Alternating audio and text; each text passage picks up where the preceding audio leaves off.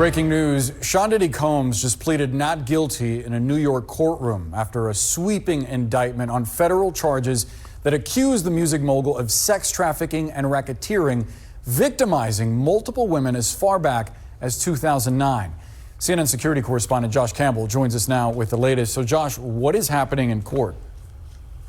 Yeah, Boris, this is developing moment by moment. Some really fascinating details coming in from our colleague Kara Scannell in court. Moments from now, we're expecting a federal judge there in Manhattan to potentially issue his ruling on Sean Combs' freedom, whether he will remain in federal custody or whether he will be released on bond. Now, he pleaded not guilty a short time ago. He arrived in court. He was wearing a black shirt, gray workout pants. He had his hands behind his back. He was not handcuffed.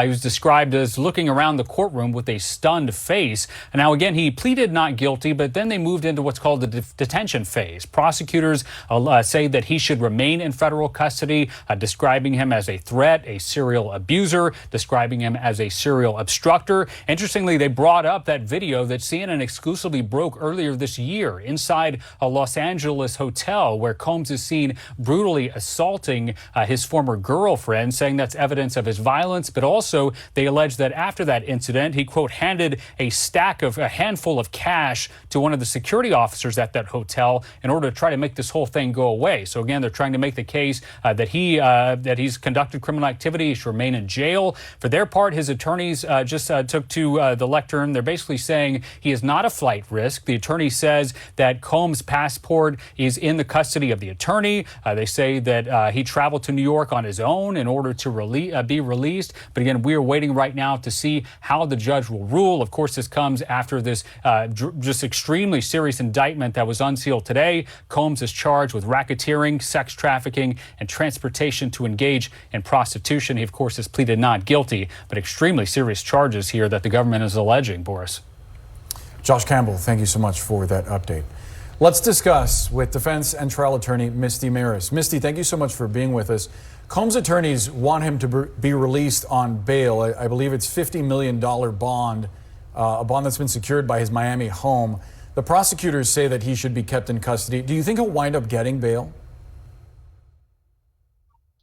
Actually, this is a compelling argument that's being laid out by prosecutors, and why this case is a bit different than others that we've seen where bail is granted is all of this information that's coming out about his obstructionist behavior. So prosecutors are laying out that after he became aware of lawsuits, after he became aware of this very criminal investigation, he was actually reaching out to witnesses and victims. That's going to be really compelling to the judge. In addition, the Cassie video that was just referenced, that is the argument is that he is willing to use force and intimidation in order to obstruct these witnesses. So all of that is going into the determination. Now, the defense on the flip side, they're saying he presented himself willfully. He's going to be monitored. He's going to stay in a location and you're going to be aware of where he is. And there's no reason to think that he's a flight risk. He'll turn in his passport. The judge is about to make a decision, but I think this one might lean in favor of the prosecution. That is really interesting. Prosecutors also brought up his apology for his violence that's seen in that 2016 video. Does that have any impact? Well, is this guy credible? Keep in mind what he had done with respect to this video. He had come out and he had said, none of what Cassie has alleged is true. Then this video becomes public.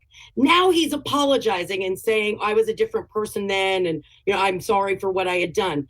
That's all leading to, can we take his word for it? Can we take his word at this moment where we're deciding whether or not he is a danger to witnesses and a flight risk, that he is going to appear at the next court appearance? He's not going to use his massive amount of money and connections to leave the country, and that he's not going to use that influence that he has on many people, which is the root of this indictment, in order to intimidate witnesses and potentially victims moving forward. So certainly that is going to have an impact on the judge today.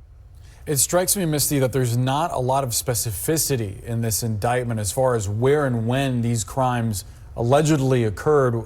I wonder what you make of that. So in order for the prosecution to get an indictment, they bring it to a grand jury and they need to find probable cause that a crime was committed and probable cause that the individual they're seeking to indict committed the crime.